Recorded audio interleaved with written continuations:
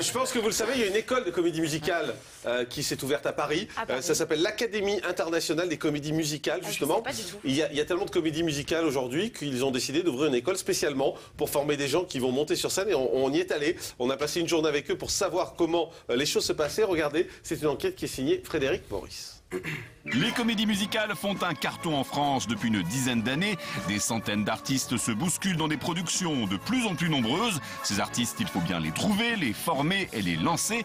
Depuis 8 ans, c'est le travail de l'ECOM, une école installée dans le centre de Paris. Des rêves plein la tête, de la sueur sous les bras et un max de bonne humeur. Nous avons passé une journée avec les peut-être futures têtes d'affiche de la comédie musicale.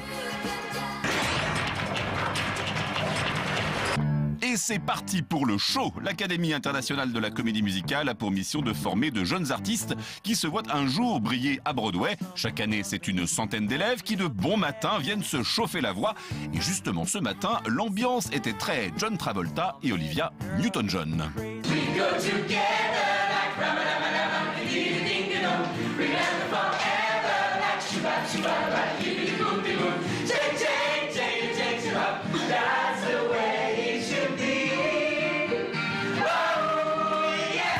C'est sous l'œil du directeur et coach vocal Pierre-Yves Duchesne que chacun se donne à fond et il est impitoyable. Rudy, c'est terrible, mais t'es à l'envers, tu la colles, Qu'est-ce qui t'arrive? T'as pas pris de vitamines, mon chéri, ce matin? Alors comme dans toutes les écoles, il y a toujours ceux qui se font taper sur les doigts et il y a forcément ceux qui faillotent.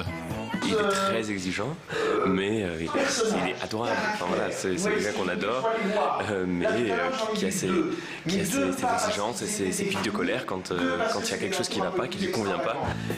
Toi, tu veux une bonne note à la fin de l'année. Mais c'est vrai que le directeur est sévère, mais juste. Et ça paye puisque nombre de productions parisiennes viennent piocher dans son cheptel. Alors nous ne sommes pas le fournisseur officiel, mais effectivement, beaucoup de comédies musicales viennent passer des auditions à l'ICOM. Beaucoup de nos élèves vont passer les auditions ouvertes.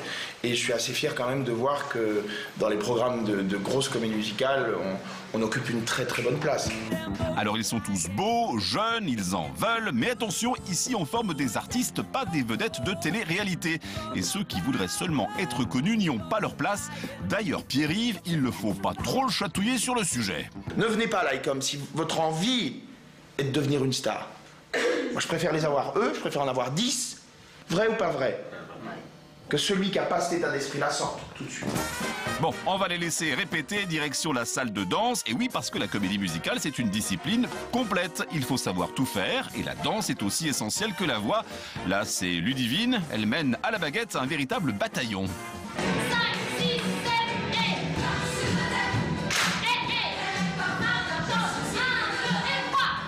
Ici, on croise tous les styles, tous les genres et même toutes les tailles qui viennent s'entraîner et même tous les âges puisque l'une des élèves a plus de 50 ans. En tout cas, comme on dit dans Fame, ici tout se paye en une seule monnaie, la sueur. En une seule monnaie, faut pas exagérer parce que c'est aussi une école, donc c'est un business, c'est comme partout, mais beaucoup de sueur bien sûr et de travail, oui. Et oui, à 10 000 € la formation sur 2 ans, apprendre l'art de la comédie musicale a un coût, mais un coût qui comprend aussi des cours de théâtre, la totale. Bon les amis, on vous laisse, l'heure de la fin des cours a sonné et comme dans toute bonne comédie musicale, tout se termine forcément en chanson.